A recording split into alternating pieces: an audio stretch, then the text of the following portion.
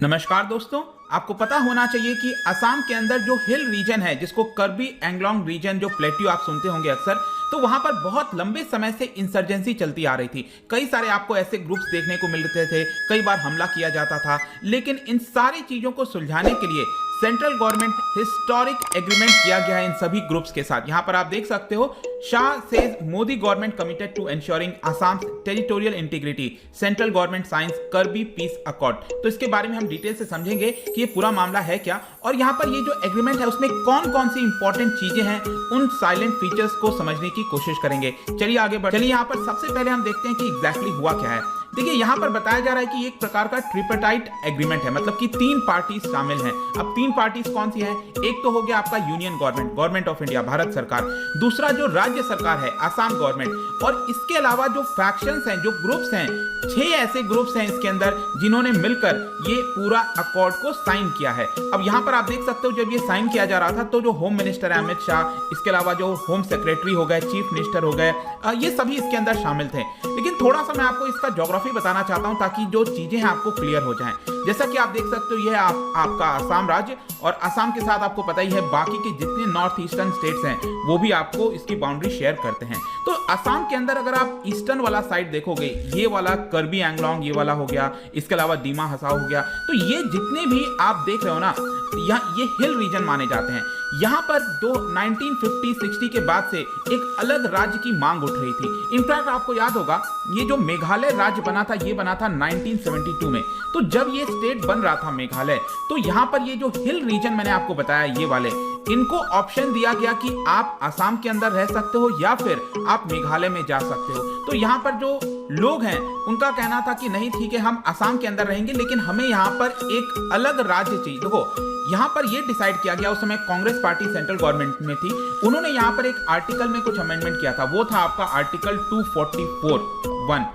इसके तहत यहाँ पर उनको प्रॉमिस किया गया था कि आगे चलकर असम के अंदर ही, ये जो असम राज्य है इसके अंदर ही एक ऑटोनॉमस स्टेट का दर्जा दिया जाएगा। ये जो हिल रीजन है इनको ऑटोनॉमस स्टेट का दर्जा दिया जाएगा। लेकिन आगे चलकर वो जो प्रॉमिस है वो फुलफिल नहीं किया गया, और इसीलिए आप देखोगे तो यहाँ पर जो इंसर्जेंसी वाली चीजें हैं वो 1980s के बाद से काफी ज्यादा बढ़ती गई, और उसके बाद लगातार यहाँ पर हमले होते थे, कई लोग मारे जाते थे। तो फाइनली आप कह सकते हो कि ये जो एग्रीमेंट किया गया है उन सभी इंसर्जेंसी को खत्म करने के लिए एक प्रकार से। और यहाँ पर आप देख पाएंगे ये जितने भी लोग थे इसके अंदर जो शामिल हुए थे, ये प्रॉपर तरीके से बैठाकर ये जो एग्रीमेंट है अलग अलग फैक्शंस के साथ किया गया है। यहाँ पर आप अमित शाह जी का ट्वीट भी देख सकते हो, the signing of historic Karbi Anglong agreement, Modi government is committed to resolving the decades old crisis.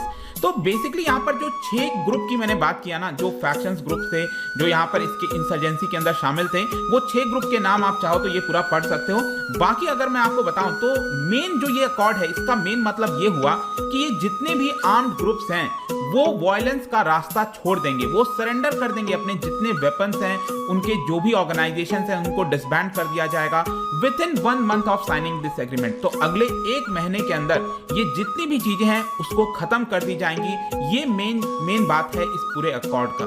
इसके अलावा इसमें एक और चीज है कि जो कैंप्स इन्होंने ऑक्यूपाई कर रखे थे अलग अलग जगह, उसको भी वैकेट कर दिया जाएगा, खाली कर दिया जाएगा। साथ ही साथ इन लोगों के पास बहुत सारे सोफिस्टिकेटेड वेपन्स थे, 300 से ज्यादा, वो भी यहाँ पर इनको छोड़ना पड़ेगा।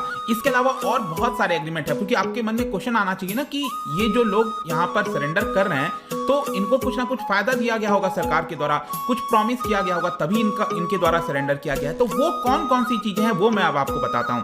देखिए सबसे पहला इनको ये बोला जा रहा है कि हम यहाँ पर कोशिश करेंगे कि जो कर्बी है उसको ऑफिशियल लैंग्वेज बना दिया जाए of Kirby Anglong autonomous council. आपको पता होगा कि जो 6th शेड्यूल है, जो हमारे कॉन्स्टिट्यूशन के अंदर 6th शेड्यूल है, उसके अंदर 10 यहाँ पर ऑटोनॉमस काउंसिल आपको देखने को मिलते हैं नॉर्थ ईस्ट के अंदर। मैं आपको आगे उसके नाम भी बताऊंगा, डोंट वरी। उसमें से एक यहाँ पर ऑटोनॉमस काउंसिल है कर्बी एंगलोंग ऑटोनॉमस काउंसिल। मैंने आपको बताया था ना कि उनको प्रॉमिस किया गया था कि ऑटोनॉमस स्टेट का दर्जा दिया जाएगा, मतलब आसाम के अंदर ही एक ऑटोनॉमस स्टेट होगा, लेकिन उसके बजाय यहाँ पर उनके लिए ये काउंसिल बना दिया गया था। लेकिन ये जो ग्रुप्स हैं वो खुश नहीं थे इस काउंसिल से, उनका कहना था कि नहीं, हमें और ज्यादा वहां पर कुछ इंडिपेंडेंस चाहिए। खैर कोई नहीं, यहाँ पर फाइनली ये जो एग्रीमेंट हुआ है उसके तहत यहाँ पर बोला जा रहा है कि करबी को एज अ ऑफिशियल लैंग्वेज हम बनाने की कोशिश करेंगे, लेकिन हाँ इंग्लिश, हिंदी और असमीज ये आपका कंटिन्यू रहेगा, ऐसा नहीं है कि वो खत्म हो जाएगा।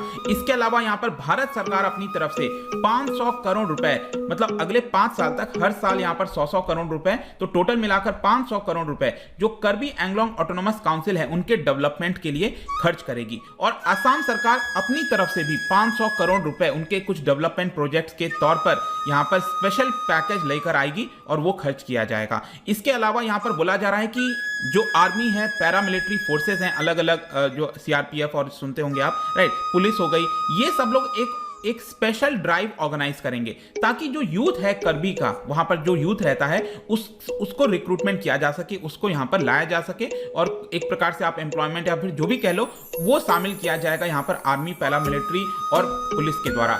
इसके अलावा यहाँ पर एक और चीज मैं बताता हूँ जो है related to cases filed against them. आपको पता होगा कि जब भी इन लोगों के द्वारा कोई भी गलत काम किया जाता था, हमला किया जाता था, तो जाहिर सी बात है उनके खिलाफ बहुत सारे एफआईआर दर्ज किए गए होंगे, केसेस चल रहे होंगे कोर्ट के अंदर।